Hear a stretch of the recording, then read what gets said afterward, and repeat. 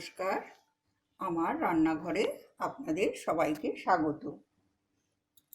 Corona ভাইরাসের জন্য আমরা এখন প্রায় সকলেই ঘরে বন্দি, বাড়ি থেকে প্রায় একদম বেরোতেই পাচ্ছি না। জানি না কবে এই পরিস্থিতি থেকে আমরা বেরিয়ে আসতে পারবো।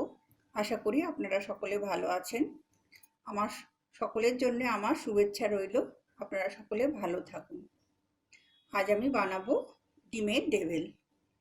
ডিমের ডেভিল বানানোর জন্যে আমার লাগবে, আমি 4টে ডিম সেদ্ধ করে রেখেছি, সেদ্ধ করে খোসা ছাড়িয়ে রেখেছি। আর লাগবে এটা আমার ভাজা মশলা, এটা ধনে, জিরে এবং শুকনো লঙ্কা আমি শুকনো খোলায় ভেজে গুঁড়ো করে রেখেছি।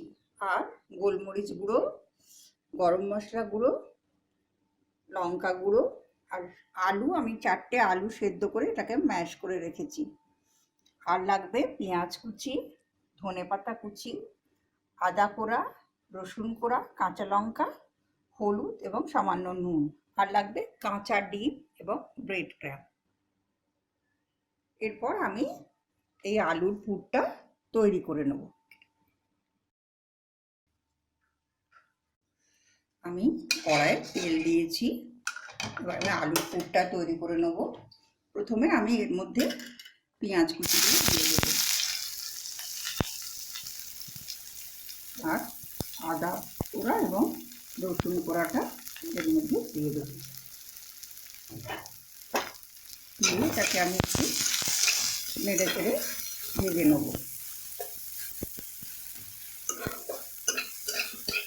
এটা আমি সরষের তেল দিয়ে করছি। এরপর ম্যাশ করা আলুটা আমি এর মধ্যে দিয়ে দেবো।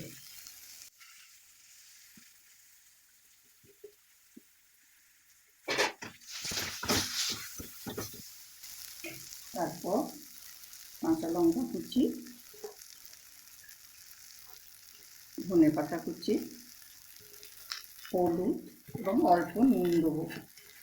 আলুটা আমি নুন দিয়ে সেদ্ধ করেছিলাম, তার জন্যে নুন আমি খুব অল্প দেবো। এরপর আমি ভাজা মশলা,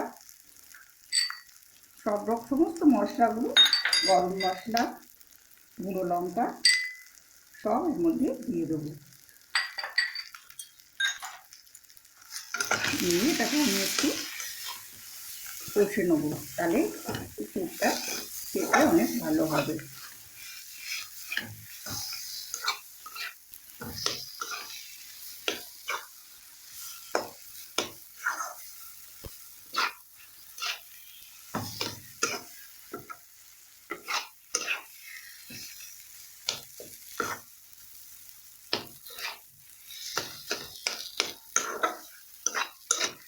এটা আমি 1 থেকে 2 মিনিট একটু এরকমভাবে নাড়াচাড়া করবো, তারপরে আমি গ্যাস অফ করে দেবো।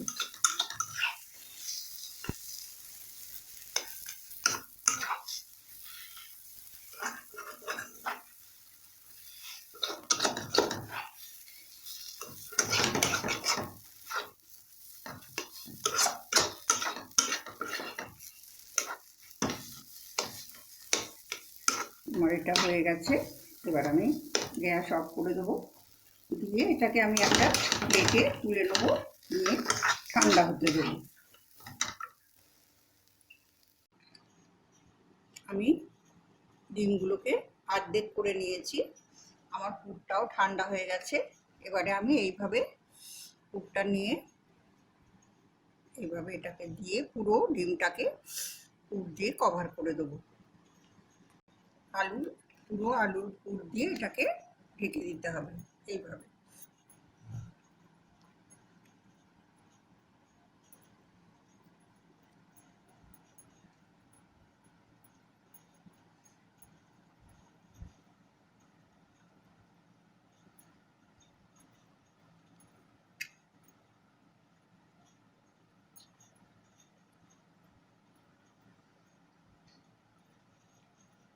এটা পুরো একটা ডিমের আকার নেব। তারপরে এটাকে আমি এই ডিমের গোলার মধ্যে ডুবিয়ে এর মধ্যে ব্রেড ক্রাম্পে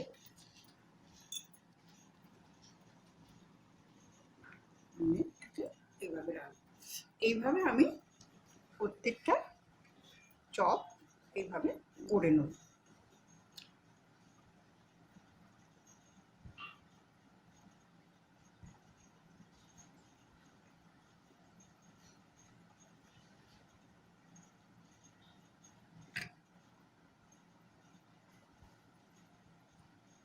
সব কড়া হয়ে গেছে।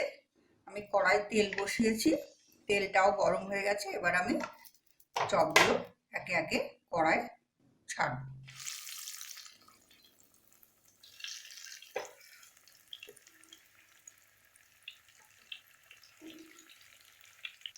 এইভাবে উল্টে পাল্টে আমি চপগুলো লাল লাল করে ভেজে নেব।